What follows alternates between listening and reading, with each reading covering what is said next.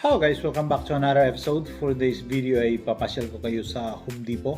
Kasi nung nakaraan guys ay Black Friday. Pag Black Friday kasi dito sa amin, lahat ng mga stores, halos 99% ng mga stores ay nagsisale.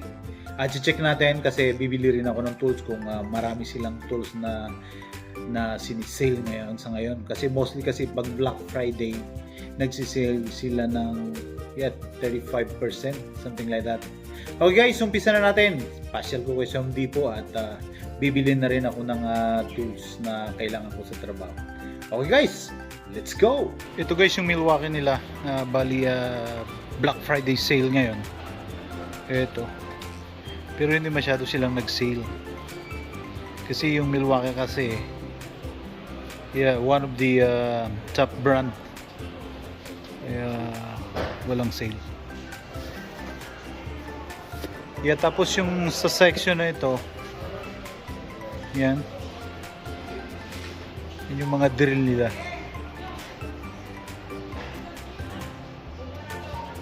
M18, yan yung mga 18 volts.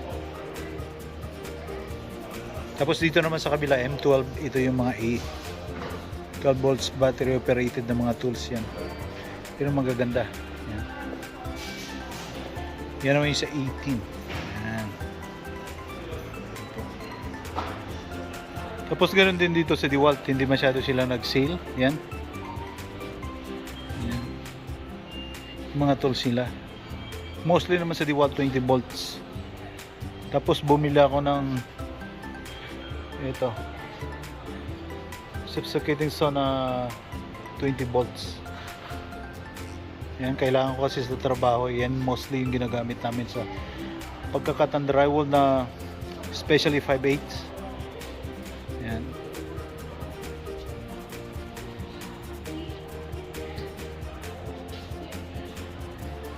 Yung price tag niya, yan na nasa $179. Hindi siya nag-sale yan. Tools lang po yan, wala pong battery kasama. Yan. Bali marami kasi akong battery 20 volts eh.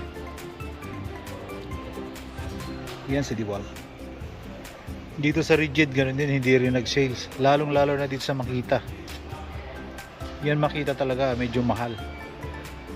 Ever since hindi sila nagbababa ng presyo. Yan. At guys, dito naman sa mga halls, so yan, nandito. Ito yung mga prices nila. Yan.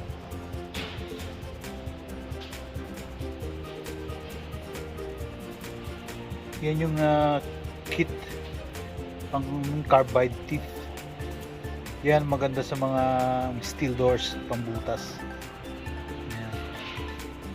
Yan po siya. Tapos mayroon na rin silang yan, pambutas ng doorknob. Yan. Yung jig. Yan po. Galing dun sa Ryubi. Saka sa drill naman, sales sila. Yan. Ito yung price sila. Before 199, ngayon 177. Yan, dalawa po. Bali yan. Yan po itsura niya. Tapos yung 20 volts na battery. Yan, XR po siya. 5 amps. Yan yung price, 189. Parang bumili ka ng set. At guys, ito po yung tables nila. Yan. Yan po yung price. Yan po yung bibiling ko sa sunod. Nasa 348 po. Mas accurate po kasi ito pag gumagawa ka ng cabinet. Yung pang cut mo ng mga gable yan. Mas accurate dun sa kung mayroon ako. Kung sa akin kasi rigid. Hindi masyadong maganda. Yan, ito guys yung mga accessories. Yan yung mga pricing nila. Yan. Carpenter nail and tool bags, yan, $39 po. Yan. Yung asawa ko, bibili ko siya ng cellphone or tool holder. Yan po kasi pag nasa demolition po kasi kami, kailangan ng mga laglagan ng mga yan, mga Sharpie, lapis, mga ganon, tapos knife, cutter. Yan, bibili ko siya ganyan. Bali ito na po. Yan. Ito guys, ito yung mga Milwaukee pack out price. Ito dati nasa $290. Naging 258. Ito. Bali ganito yung sa akin. Pag binili mo siya, tatlong patong po siya na sa 258. Yan guys, yan po yung setup niya. Yan, napakaganda po. Lalo na pag karpintero ka, dami mo may lalagay. You know, mamili ka lang. Bali nabibili to guys ang individual. Saka yung price nito magkakaiba. Okay guys, i-unbox na natin yung nabili ko. Ito po. Yan, ito siya. Salsa or reciprocating saw. Ito po siya guys. Yan, battery operated po siya. 20 volts. Yan. Bali, ito po kasi yung kadalasan ginagamit ko sa trabaho, lalo na sa pagkakatang drywall, yung maliliit lang na piraso. Kasi ang hirap po kasi katin ng knife. Yan. Yan, need ko siya. Okay guys, yan, box na po natin.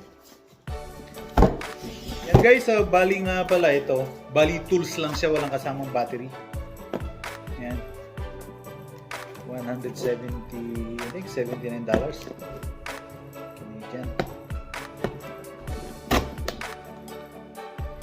Guys, ito siya. Yan. Yan, may dalawang blade na po siya kasama. Yan, diwal. Yan. Ito guys. Yan. Mapapalaban na naman ito bukas. Ito niya. Yan. Yan. At marami akong battery dito. Mga binili ko dati.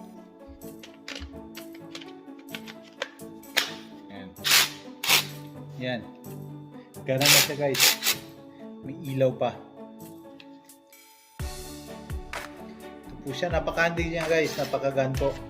At guys, kung napapansin nyo mga DeWalt yung mga tools ko, lalo na sa power tools kasi, yung DeWalt kasi napakadami dito at subok na namin ito compared dun sa mga bagong brand na lumalabas sa market ngayon.